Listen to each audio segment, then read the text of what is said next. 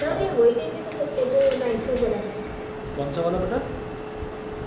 Sir एक night में table बना था हाँ वही वाला है, वही वाला है। तो सॉल्यूशंस क्या है? उसमें तो सॉल्यूशंस के लिए था, वहाँ पर तो लिक्विड सॉल्यूशंस के अंदर दिखाते थे टिंडल इफेक्ट, फिर लाइट को वो स्कैटर कर देते हैं colloidal solution.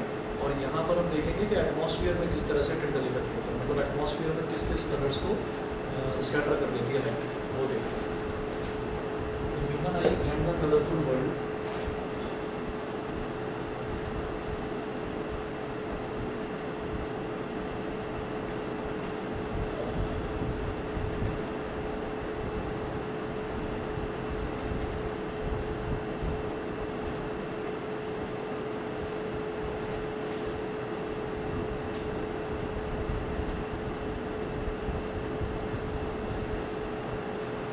Human I and the colourful world, इसमें सबसे पहले आप लिखेंगे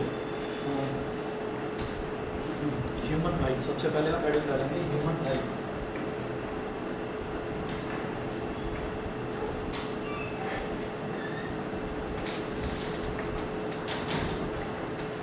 ह्यूमन आई, ह्यूमन आई के नोट कीजिएगा। The human I works on the human I works on the reflection of light.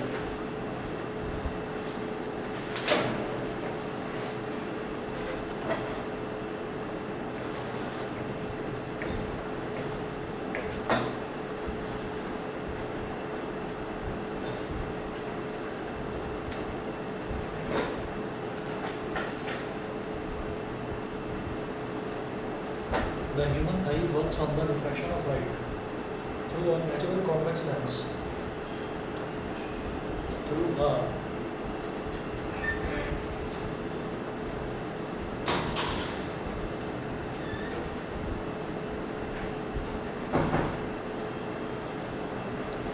natural convex lens made of transparent living material, made of transparent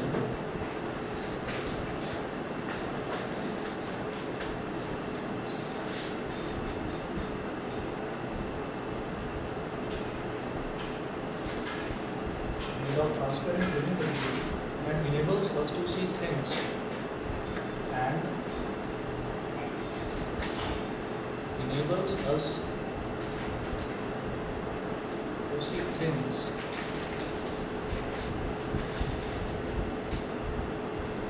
around us. Enables us to see things around us. मैं अभी explain करूँगा कि यहाँ पर human I works on the refraction of light. तो पहली चीज़ तो ये है कि ये रिफ्रैक्शन पर काम कैसे करता है, पहली चीज़ तो ये हमको देखनी है। दूसरा, ये जो natural convex lens made of transparent living material है, ये क्या है, ये मैं अभी एक्सप्लेन करूँगा। ठीक है, अगला पॉइंट आप लिखेंगे, the main parts of the human I R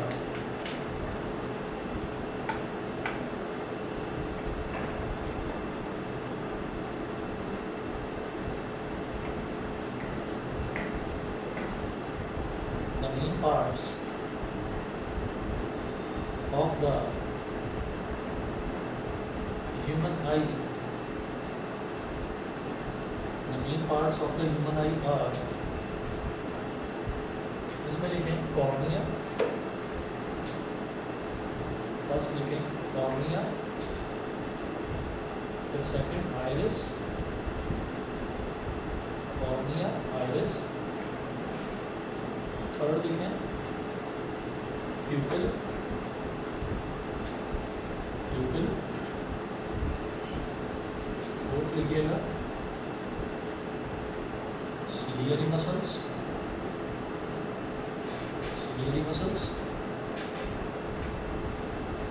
cornea iris प्यूपिल ciliary muscles, eye lens retina and optic nerve, lens,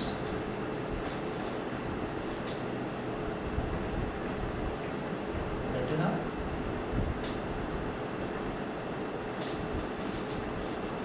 और सेवंथ लिखिएगा ऑप्टिक नर्व, ऑप्टिक नर्व। तो ये 7 पार्ट्स होते हैं ह्यूमन आई के।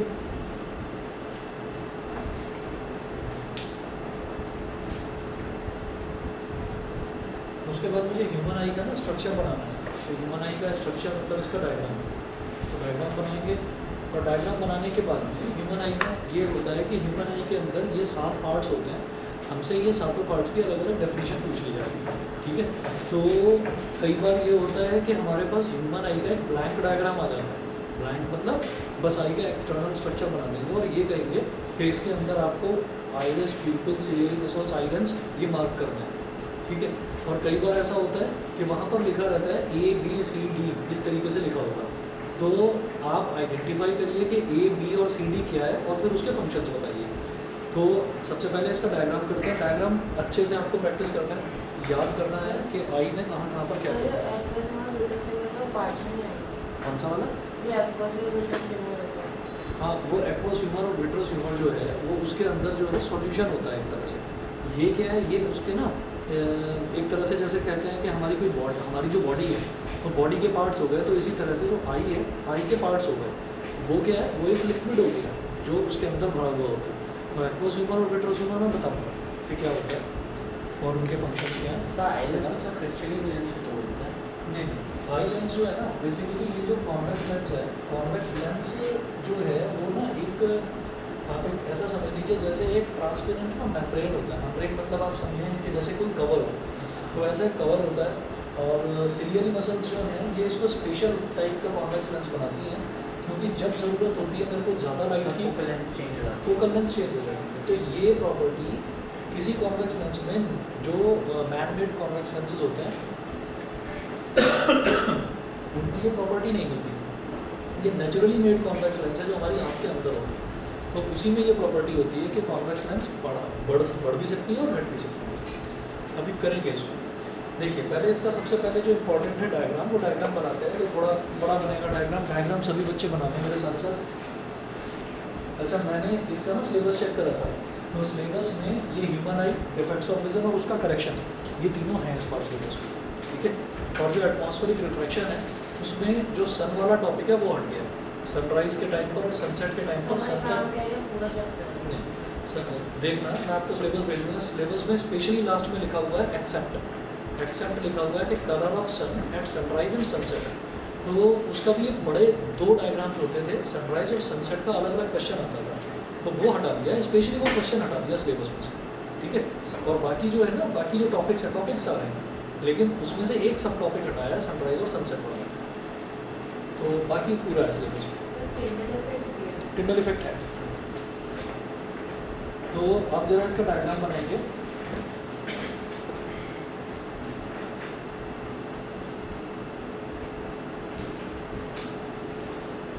और चैप्टर में न्यूमेरिकल्स बस नाम के लिए ही हैं, 2-4 न्यूमेरिकल्स हैं, ज़्यादा नहीं।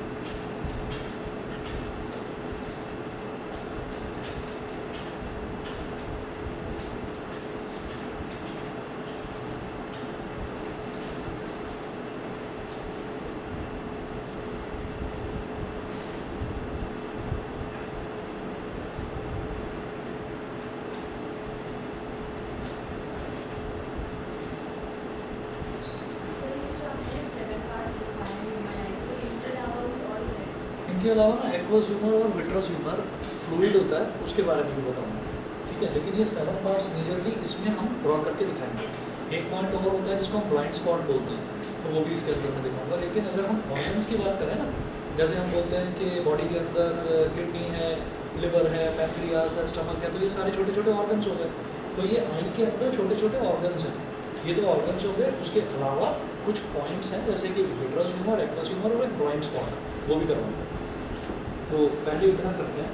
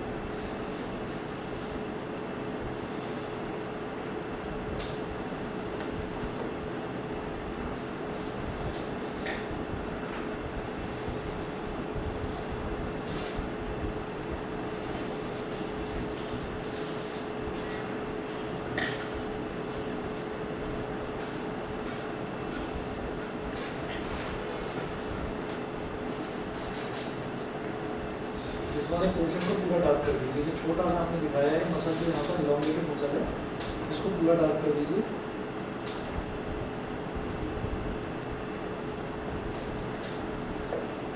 और एक जो यहाँ वाली जो ये जो मसल है जो थोड़ी बाहर निकली हुई है, इस पर थोड़ा सा ऐसे शेडिंग कर दीजिए। इतने पोर्शन में शेडिंग कर दीजिए बस।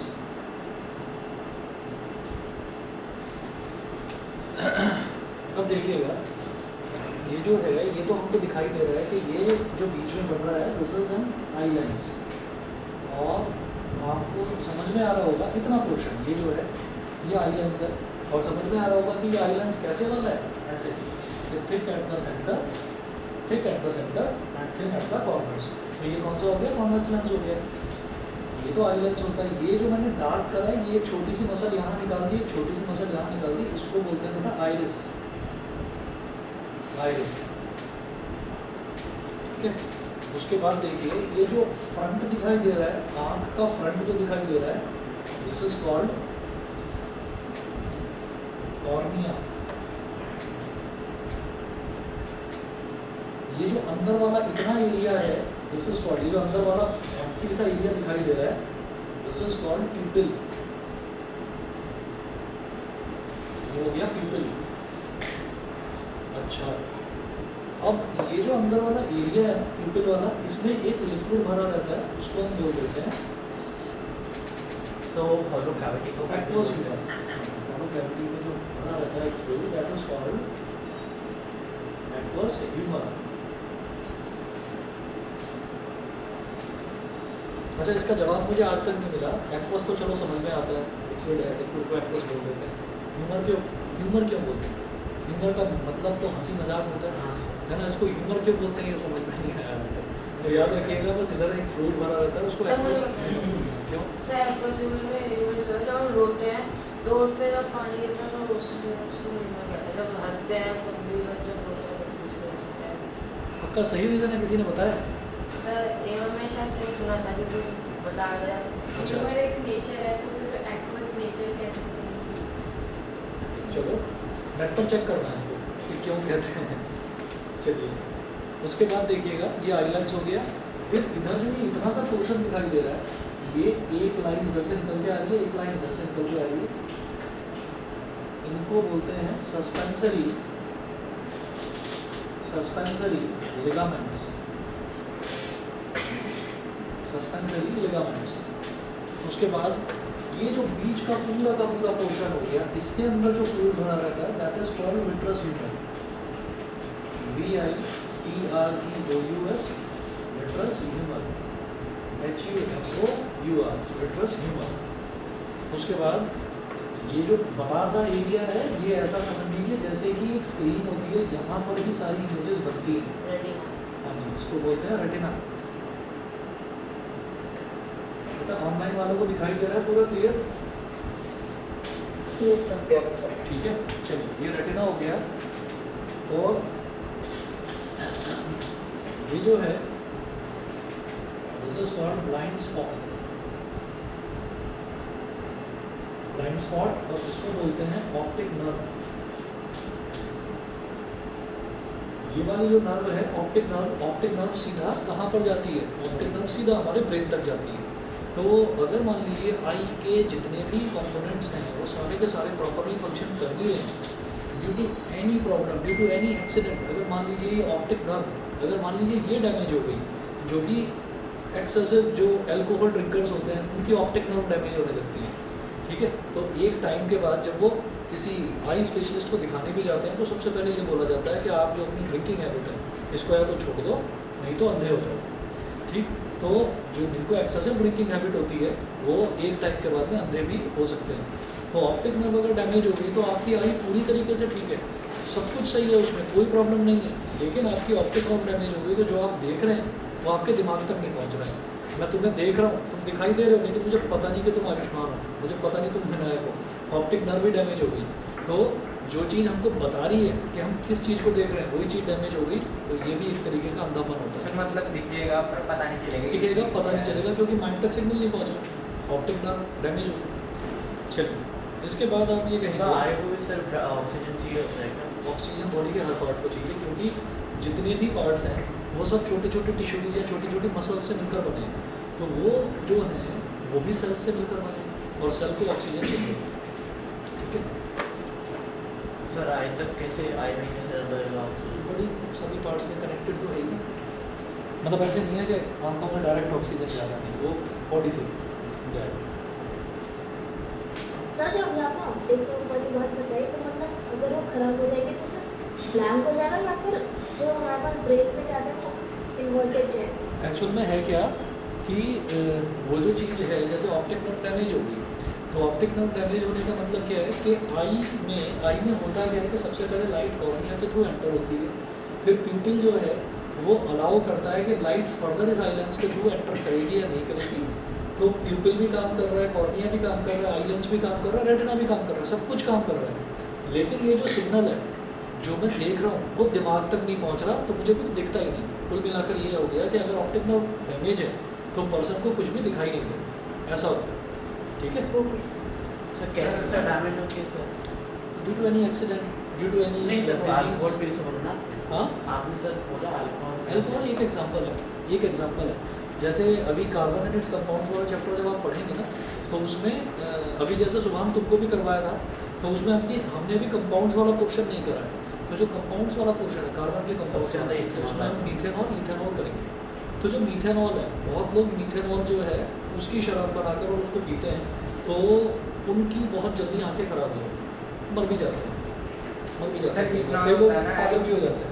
अल्कोहल में इथेनॉल भी होता है, इथेनॉल भी, इथेनॉल से भी बनता है, मीथेनॉल से भी बनता है। तो कुल मिलाकर ये है कि कहीं ना कहीं डैमेज ही करता है, बॉडी को सर खराब वो ना क्या होता है कि जब ना इथेनॉल हमारी बॉडी में एंटर होता है और नर्व से सारी वो मतलब सप्लाई होता है हर एक ऑर्गन में, तो वो जब ब्रेन में जाता है ना, तो ऐसा होता है कि वो जैसे कोई मतलब वो होता है ना मैसेज ट्रांसमीटर्स, तो वो उसको ना ब्लॉक करता है। उसी को ब्लॉक करता है। हाँ। वही काम यहाँ पर है कि जो ऑप्टिक नर्व है ये भी तो मैसेजेस भेजती है ना, तो उसको अगर खराब कर दिया तो इसका मतलब ये है कि धीरे धीरे ट्रांसमीटर का काम खराब हो जाता है, वो खराब हो जाता है। सर इसे ह्यूमनाइड बोलते हैं, तो एनिमल्स में भी ऐसे एनिमल्स में भी आइज का यही सिस्टम होता है। अलग अलग एनिमल्स में अलग अलग तरीके का होता है। जैसे आगे आप ये देखेंगे कि इसमें रॉड्स होती हैं और कोन्स होते हैं। तो जैसे एक आउल का एग्जांपल लेंगे तो रॉड्स जो हैं वो लाइट को अलाउ करते हैं कि आँख के अंदर कितनी लाइट एंटर होनी चाहिए और कितनी नहीं होनी चाहिए। तो हमारी जो आई है ह्यूमन बींग्स की जो आइज़ होती हैं उनमें क्या है कि नंबर ऑफ रॉड सेल्स वो बहुत कम होते हैं। तो इसका मतलब क्या है कि अगर अंधेरा हो जाएगा तो मुझे बहुत कम दिखाई देने लगेगा।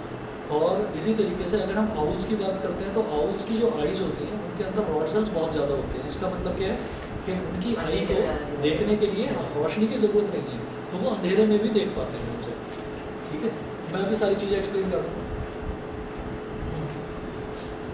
सर रॉड और कोन्स कहाँ पे होती है वैसे? अभी बता रहा हूँ मैं। पहले जो हमने सारे के सारे पार्ट्स करे ना, पहले इनको करते हैं। तो देखिएगा, एक एक करके पॉइंट करके लिखिएगा। सबसे पहले लिखिए point, the front part of the I is called cornea.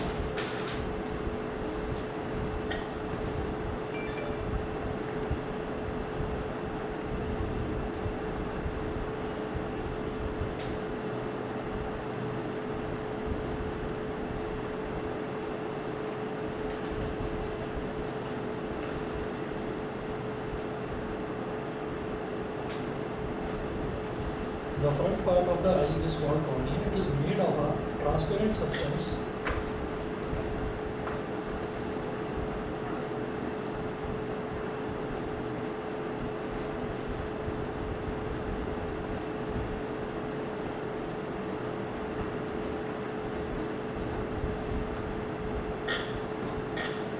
It is made of a transparent substance and it is bulging outwards.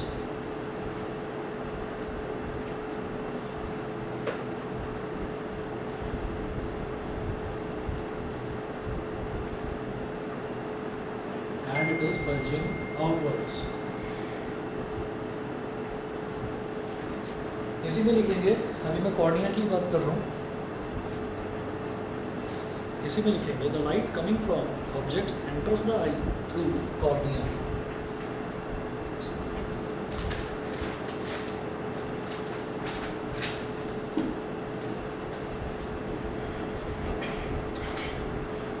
light coming from objects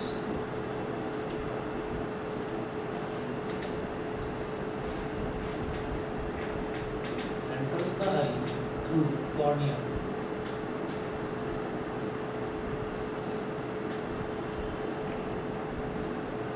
ये तो कॉर्निया के बारे में हुआ। जैसे मैं बता रहा था ना आपको, ये क्वेश्चन आता है उसमें क्या है कि 4 नंबर का क्वेश्चन आ गया, ठीक है, आएगा ऑब्जेक्टिव टाइप क्वेश्चन जो 1-1 नंबर वाले होते हैं उसी में आएगा। तो एक क्वेश्चन के 4 पार्ट्स हो जाते हैं, ऐसा हुआ है 2-3 बार। वो क्या करेंगे कि ये डायग्राम आपको दे देंगे, इस डायग्राम में जैसे ये है, यहाँ पर एरो लगा दिया और इधर लिख देंगे ए, इधर प्यूपिल हटा देंगे, यहाँ लिख देंगे बी, यहाँ पर लिख देंगे सी और यहाँ पर लिख देंगे डी। और वो ये कहेंगे कि identify A B C and D. तो आपको ये बताना है कि ए बी सी और डी क्या है। तो अगर आपने डायग्राम लर्न कर रखा है तो आप फटाफट बता देंगे, फटाफट आपके पूरे उस पर। अगर आपको डायग्राम लर्न है तो आपको सीधे सीधे 4 नंबर उसमें मिल जाएंगे। आपको लिख देना है कि A is cornea, B is pupil, C is eye lens and D is retina. तो इस तरीके से वो आ जाता है कि कई बार क्या है कि ब्लैंक्स लगा देंगे, वो कह देंगे कि fill up the blanks of the given diagram, ये भी आ जाता है, ठीक है। आगे चलते हैं। तो ये तो कॉर्निया के बारे में हुआ। अगला पॉइंट लिखेंगे, just behind the cornea is the iris.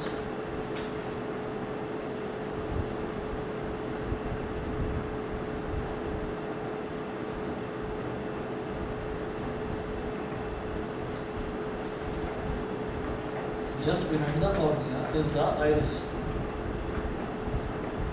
Is the iris. Full stop. Iris is a flat, colored. Iris को underline करें. Iris is a flat, iris is a flat, colored, ring-shaped membrane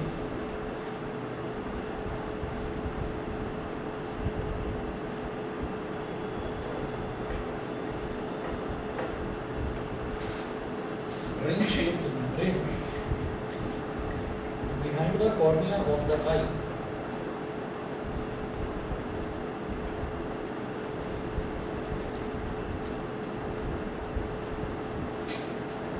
Behind the cornea of the eye. Full stop. Behind the cornea of the eye.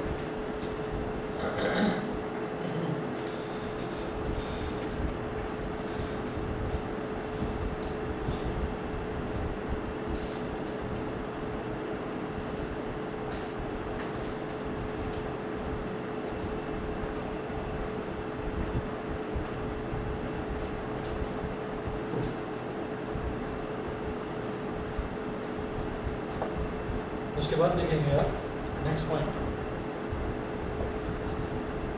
Cornea हो गया, iris हो गया। Iris के बाद में आप नेक्स्ट पॉइंट लिखेंगे, there is a hole in the middle of the iris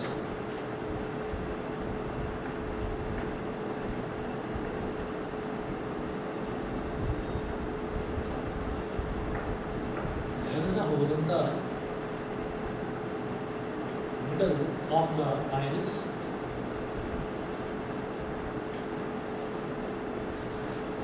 There is a hole in the middle of the iris which is called pupil of the eye.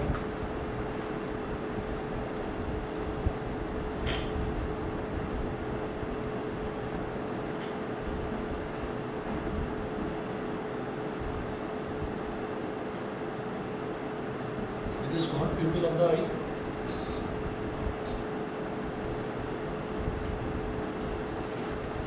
The pupil appears black. Underline कर लेना।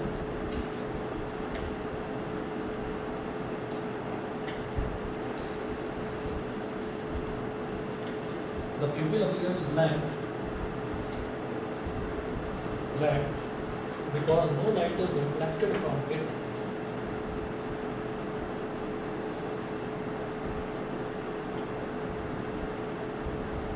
Because no light is reflected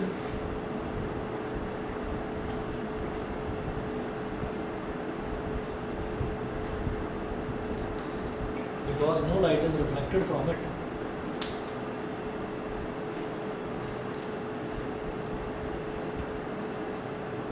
sir iris decide करता है ना आई का colour. Because no light is reflected from it. तो ये जो iris है, इधर एक मसल निकली हुई है, इधर एक मसल निकली हुई है, तो इनके बीच में जो ये होल है ना, इस पूरे होल को ही प्यूपिल बोल देते हैं। अच्छा, ये जो प्यूपिल है ये ब्लैक कलर का होता है, ब्लैक कलर का है तो इसका मतलब किसी भी तरीके की कोई लाइट उससे रिफ्लेक्ट बैक नहीं होगी, ठीक है। ब्लैक क्या करता है, सारी लाइट को एब्जॉर्ब कर देता है अपने। इसके बाद अगला नोट करेंगे, अब हम आते हैं आई लेंस पर। तो नेक्स्ट नोट करिएगा आई लेंस, इसी में नेक्स्ट पॉइंट आप लिखें। नेक्स्ट पॉइंट है the eye lens is a convex lens made of a, sir इस डायग्राम में सीलियरी मसल्स कौन सा? Ciliary muscles. अच्छा, सीलियरी मसल्स मैंने बनाया है इसमें, ओके। ये वाली जो है ना, ये वाला जो है जो मैंने शेड करा है ना, इसको सीलियरी मसल्स बोलते हैं, मैं बनाना भूल गया था। डायग्राम में लेबल कर लीजिए ciliary muscles.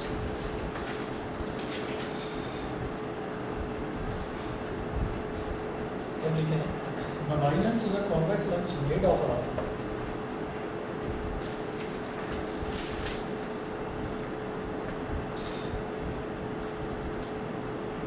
The eye lens is a convex lens made of are,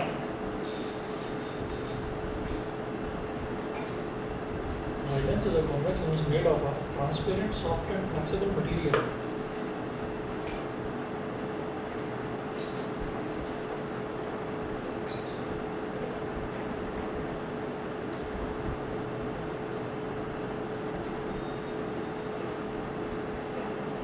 transparent, soft and flexible material.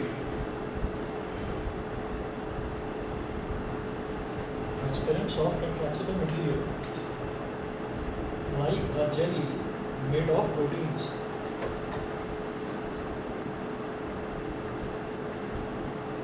Like a jelly made of proteins.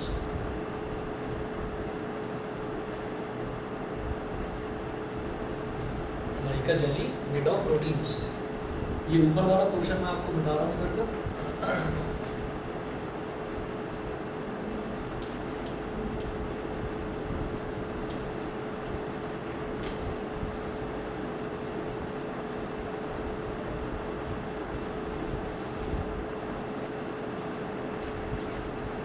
like a jelly made of proteins.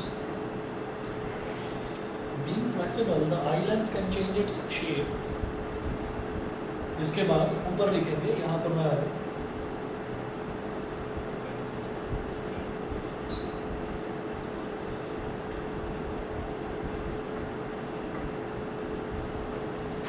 being flexible, the eye lens can, being flexible, the eye lens can change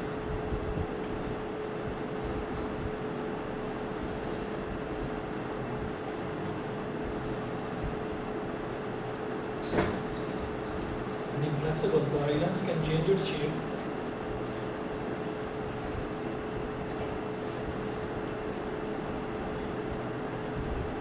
It can become thin or thick.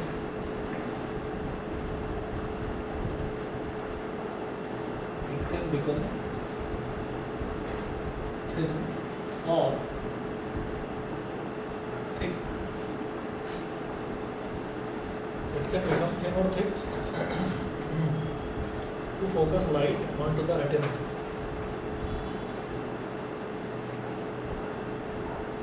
To focus light onto the retina.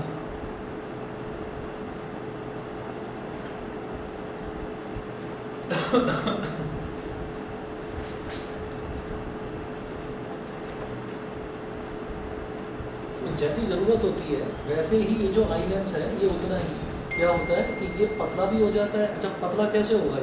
ये जो suspensory ligaments है ना, ये थोड़ा सा ऊपर की तरफ यहाँ से खिंच जाता है और ये थोड़ा सा नीचे की तरफ ऐसे खिंच जाता है।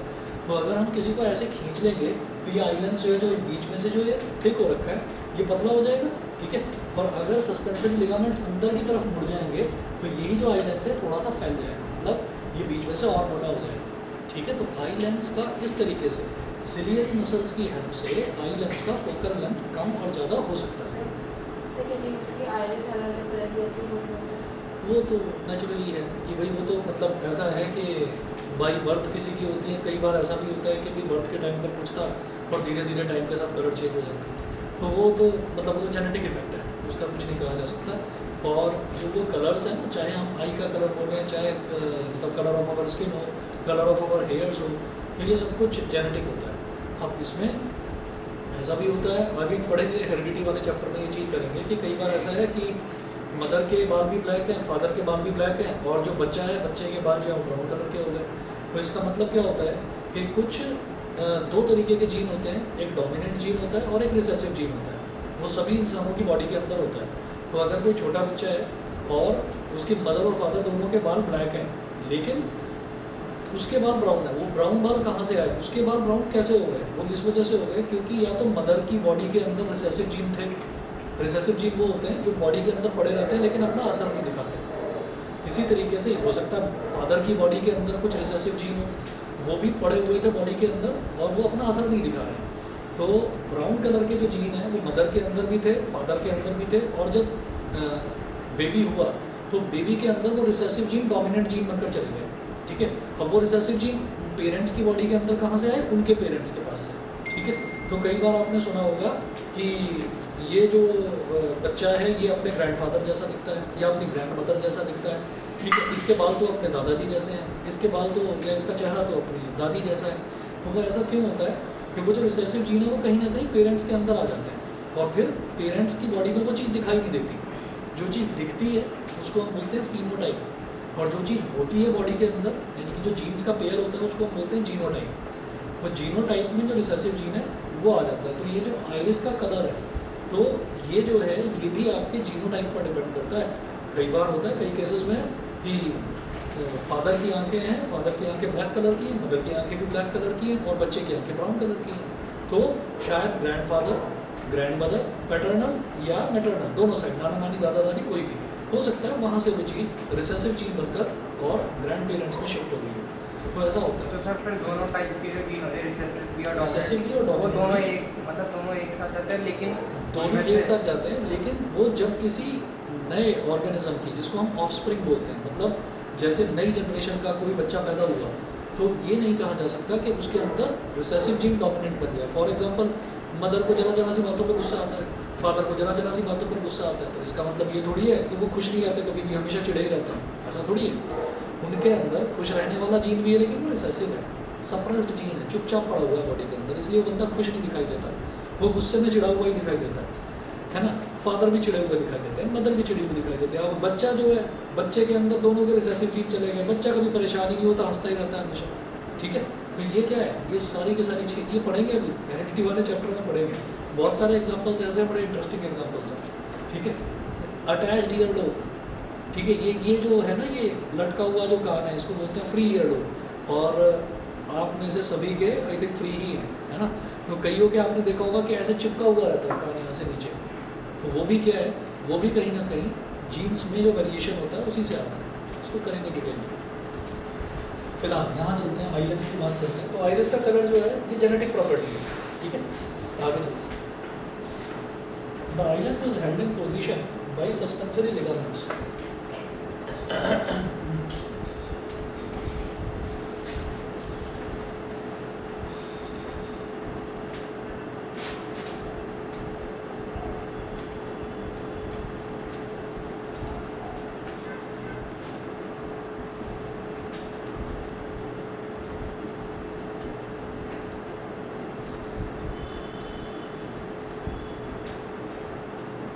The islands is held in position by suspensory ligaments.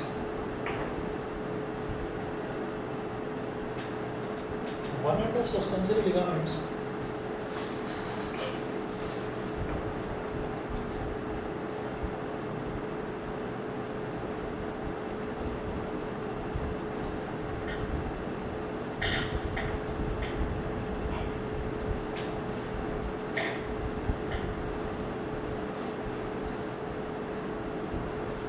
suspensory ligaments is attached to the islands, is attached to the islands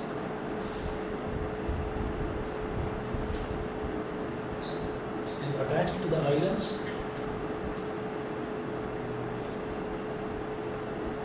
and other end is attached to ciliary muscles, and other end is attached to ciliary muscles. Sir suspensory ligament सिर्फ इन दोनों को जोड़ने का काम करता है। सिर्फ जोड़ने का काम करते हैं। आप खुद भी देखिए लिगामेंट्स होते क्या हैं जो मसल्स और बोन्स को जोड़ते हैं, है ना। हमने ये देखा है कि लिगामेंट्स मसल्स और बोन्स को जोड़ने का काम करते हैं। यहाँ कोई बोन वगैरह नहीं है, यहाँ कोई बोन वगैरह नहीं है। ये सस्पेंशन का मतलब क्या होता है? अगर मैं ये बोलूँ कि ये पेन ऐसे लटका हुआ है, वो एनीथिंग जो कि ऐसे लटका हुआ उसको बोलेंगे सस्पेंडेड, फ्रीली सस्पेंडेड।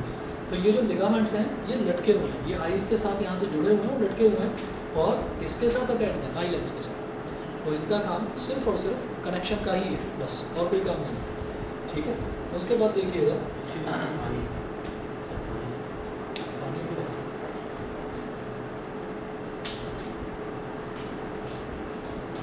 4:15 ये तुम्हारा फिक्स टाइम है, इस टाइम तुम्हें प्यास लगती है।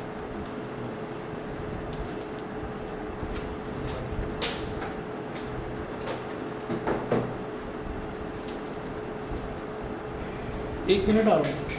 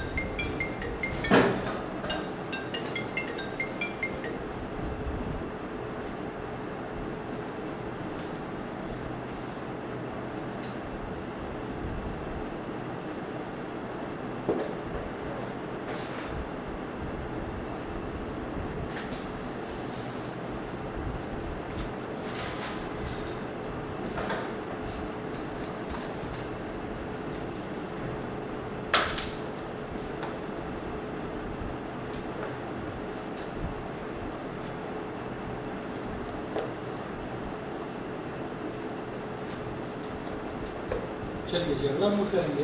ये हमारा हुआ सस्पेंसरी लिगामेंट्स का, फिर सिलियरी मसल्स का फंक्शन। ये नीचे वाला बेटा है।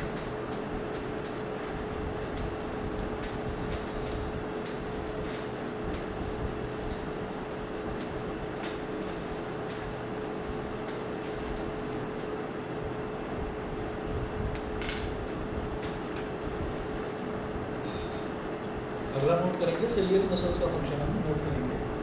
लिखिएगा ciliary muscles change the thickness of eye lens while focusing.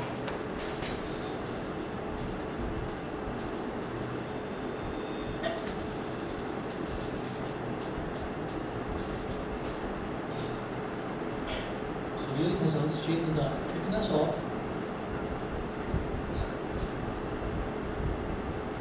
eye lens while focusing. While focusing, full stop. In other words,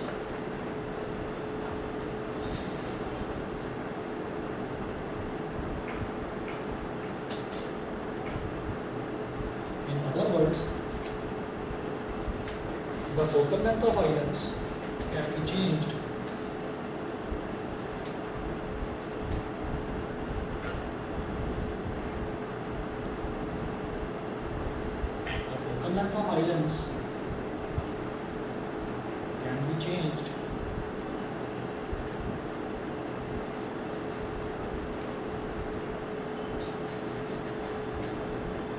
In other words, the focal length of eye lens can be changed by changing its shape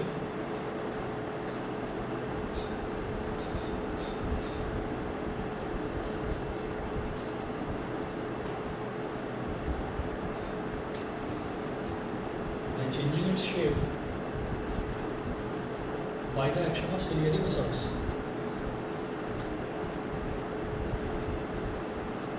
By the action of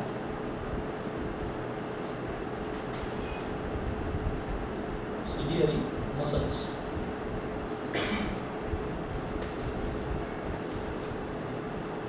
ठीक है, तो expand या contract ciliary muscles होती हैं.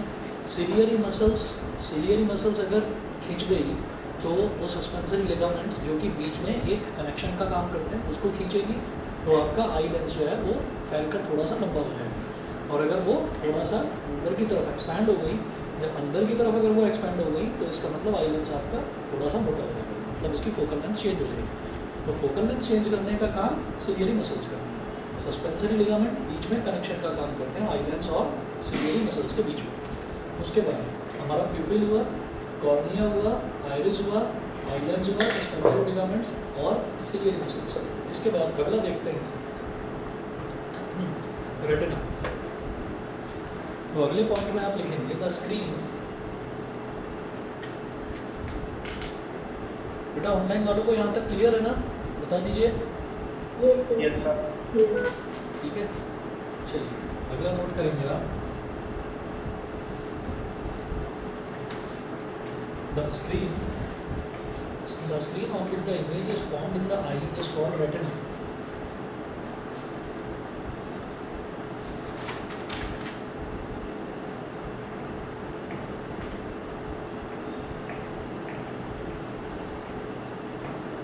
The screen on which the image is formed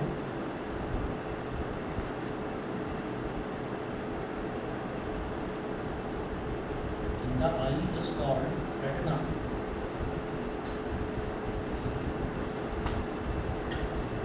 The screen on which the image is formed in the eye is called retina. Full stop. The retina is behind the eye lens.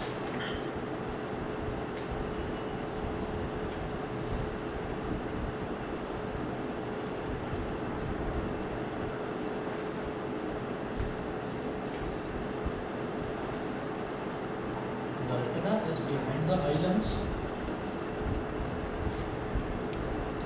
and at the back part of the eye.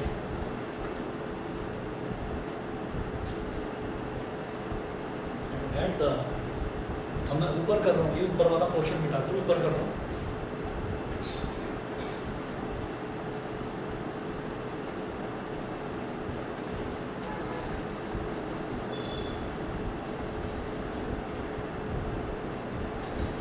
At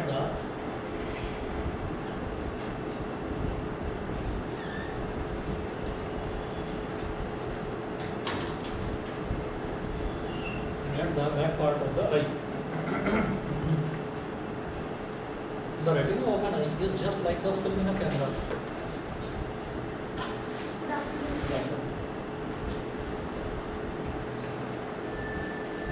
The retina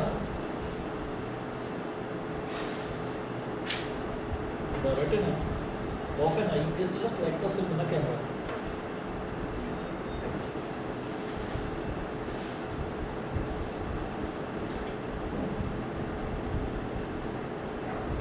Right.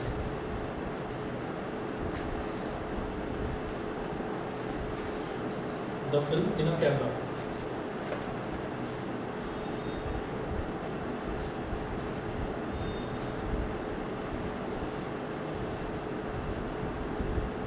In a camera, full stop.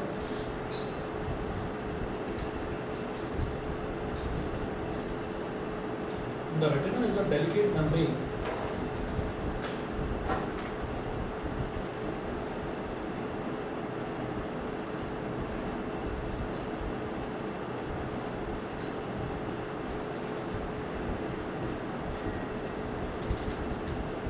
The retina is a delicate membrane.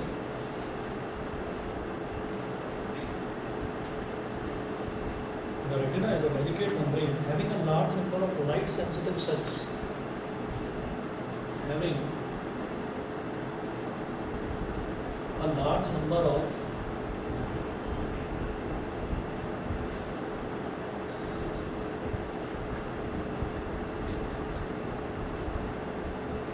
light sensitive, having a large number of light sensitive cells called rods and cones. Called, पहले लिखेंगे rods और rods को लिखकर उसको underline करें, and cones को underline करें, comma, फिर लिखिएगा which respond to the intensity of light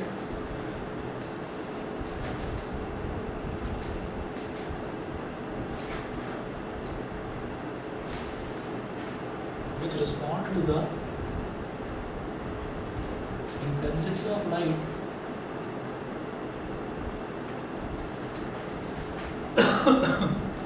intensity of light को अंडरलाइन करें, which respond to the intensity of light इसको अंडरलाइन करें, and color of objects respectively,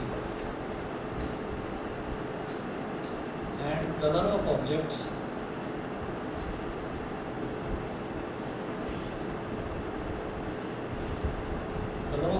respectively.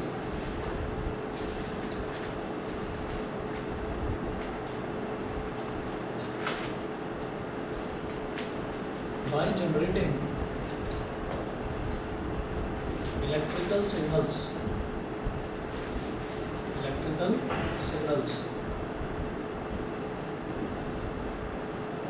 by generating electrical signals. तो retina के अंदर जो है उसके अंदर काफ़ी सारे सेल्स होते हैं. लाइट सेंसिटिव सेल्स का मतलब क्या है कि लाइट की वजह से उन सेल्स के फंक्शन पर फर्क पड़ जाता है. कैसे? दो तरीके के सेल्स होते हैं, तो रॉड्स और एक cones, which respond to the intensity of light. तो रॉड्स पर डिपेंड करता है कि कितनी रोशनी हमारी आंखों को चाहिए किसी भी ऑब्जेक्ट को देखने के लिए. इंटेंसिटी ऑफ लाइट का मतलब क्या है कि लाइट कितनी ज़्यादा है कितनी कम है. हम देखते हैं ना कि अगर बहुत धीमी सी रोशनी हो रही है तो क्या हम पढ़ सकते हैं उसमें? नहीं पढ़ सकते. थोड़ी और ज़्यादा रोशनी हो रही है तो भी नहीं पढ़ सकते. ठीक है, धीरे धीरे एक पर्टिकुलर लेवल की जब इंटेंसिटी हो जाती है तब मैं कहूँगा हाँ अब इतनी रोशनी ठीक है इसमें मैं पढ़ सकता हूँ. बहुत ज़्यादा ब्राइट हो जाएगा, इतनी ज़्यादा रोशनी हो जाएगी हम उसमें भी नहीं पढ़ सकते, उसमें भी हमारी आँखों में प्रॉब्लम होने लगती है. तो जो इंटेंसिटी ऑफ लाइट है उसको जो कंट्रोल करता है वो कौन करते हैं? रॉड्स करते हैं. फिर कलर ऑफ लाइट तो क्या है? And colour of objects respectively by generating electrical signals. Colour of objects, अगर किसी ऑब्जेक्ट का कलर बहुत डल है तो भी वो आंखों को ठीक नहीं लगता. किसी ऑब्जेक्ट का कलर जो बहुत ज़्यादा ब्राइट है वो भी ठीक नहीं लगता है. तो नॉर्मल कलर जो है उसको हम देख पाते हैं. ठीक. और बाय जनरेटिंग इलेक्ट्रिकल सिग्नल्स का मतलब क्या है? आपको ये लग रहा होगा कि बॉडी के अंदर इलेक्ट्रिकल सिग्नल्स, हाँ बॉडी के अंदर इलेक्ट्रिकल सिग्नल्स होते हैं. बॉडी के अंदर क्योंकि करंट जो ब्लड है वो फ्लो करता है तो ब्लड के साथ आयंस भी फ्लो करते हैं और आयंस के फ्लो को ही हम इलेक्ट्रिसिटी बोलते हैं. तो एक बहुत स्मॉल अमाउंट का इलेक्ट्रिक करंट ह्यूमन बॉडी के अंदर परमानेंटली फ्लो करता रहता है. ठीक है, तो वो इलेक्ट्रिकल सिग्नल्स ही हैं जो पहुंचते हैं हमारे दिमाग तक, जो हमको बताते हैं कि जो चीज़ हम देख रहे हैं, हम रेड कलर देख रहे हैं तो वो रेड है, हम वाइट कलर देख रहे हैं तो वो वाइट है. तो वो सिग्नल्स ही हैं. ठीक है. इसके बाद थोड़ा सा और है इसमें, मतलब हार्डली 10 या 15 मिनट का है. वो करने के बाद में फिर हम डिफेक्ट्स ऑफ विजन पर आ जाएंगे. ठीक है, मैं नेक्स्ट क्लास में करवाता हूँ प्रश्न. सर हमारे मैम ने बताया था कि आई के 3 लेयर होते हैं, रेटिना के अलावा भी और 3 लेयर होती है. मुझे ऊपर दो रेटिना से चलो मुझे बता देना कौन सी बताई थी। एग्जैक्ट मिलती है 18 से 11। ठीक है, ठीक है, देख लेना, कल का भी मैसेज चेक कर लेना, अगर टाइम रहा तो पढ़ लेते हैं कल भी क्लास, कोई प्रॉब्लम तो नहीं है, बताओ किसी को कहीं जाना तो नहीं है? नहीं, ठीक है। और जिन्होंने आज छुट्टी मारी है वो शायद कल आ जाए, पता नहीं, हो सकता है वो कल भी छुट्टी मार दें, पर कल की हम रखेंगे क्लास, ठीक है। अगर कुछ चेंज हुआ ना प्लान में तो बस मैं व्हाट्सअप कर दूँगा, 12-1 बजे तक व्हाट्सअप कर दूँगा। Okay, good afternoon. Thank you.